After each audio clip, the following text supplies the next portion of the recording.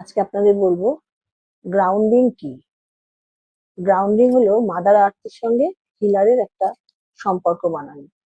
আমরা হিল করার সময় যদি রুট চক্রের সাথে মাদার আর্থের একটা যোগাযোগের ব্যবস্থা করতে পারি বা একটা টেকনিক বানাই, অর্থাৎ আমি যখন হিলার তখন আমার রুট চক্র থেকে ভাবতে হবে পায়ের নিচ থেকে অজস্র রুট বেরিয়ে মাদার আর্থের সাথে কানেক্ট হয়েছে এবং যার যার ফলে আমরা যাকে হিল করছি তার বা আমার যত নেগেটিভিটি আছে তা রুট চক্র মারফত মাদার আর্থে চলে যাচ্ছে এবং মাদার আর্থের কাছে যে যত পজিটিভ এনার্জি আছে সেগুলো সেই একই পথে আমাদের কাছে চলে আসছে।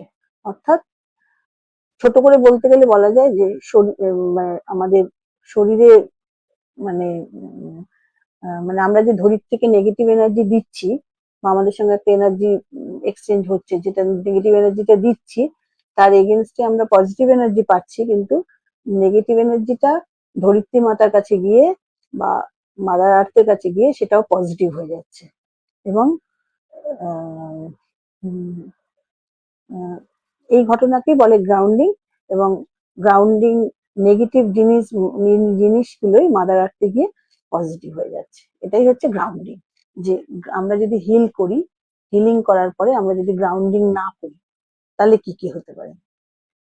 আমরা যদি গ্রাউন্ডিং না করি তাহলে আমাদের লেথার্জি আসে, ক্লান্তি লাগে, ঘুম হয় না, উইক লাগে, আর কোনো কাজেই মন লাগে না। পেশেন্টের প্রচুর প্রবলেম অনেক সময় হিলারের চলে আসে, যার জন্য গ্রাউন্ডিং করা অত্যন্ত জরুরি। এবং গ্রাউন্ডিং বিষয়টা আমাদের জানাও খুবই জরুরি। গ্রাউন্ডিং গ্রাউন্ডিং এর মেডিটেশন আছে প্রচুর, ভীষণ ভালো ভালো মেডিটেশন আছে, কিন্তু আজকে যেটা অতটা কথার মধ্যে যাচ্ছি না। আজকে এটুকু বলবো যে আমরা যদি সকালবেলা উঠে খালি পায়ে, মানে পায়ে কিছু না দিয়ে একদম খালি পায়ে ভেজা ঘাসের ওপর দিয়ে যদি আমরা হাঁটি, তাহলে ডাইরেক্ট মাদার আর্থের সাথে আমাদের একটা এনার্জি এক্সচেঞ্জ হয়। যার জন্য সেই সময় আমরা আমাদের মাদার আর্থের থেকে আমরা পজিটিভ এনার্জি প্রচুর পরিমাণে পাই এবং অনেক বহু লোক ওই জন্য সকালবেলা হাঁটে এবং আমাদের নেগেটিভ এনার্জি গুলো মাদার আর্থে চলে গিয়ে সেগুলো পজিটিভ হয়ে যায় এবং সেখানে একটা নেগেটিভ এনার্জির এক্সচেঞ্জ হয়ে যায়। আর আমাদের তখন নিজেদের ভীষণ হালকা লাগে, ফ্রেশ লাগে, মনে আমরা এই মানে বেশ ঘুম থেকে উঠেও আমরা মানে স্বতঃস্ফূর্ত থাকতে পারি। ভালো থাকবেন, নমস্কার। আরো বলবো।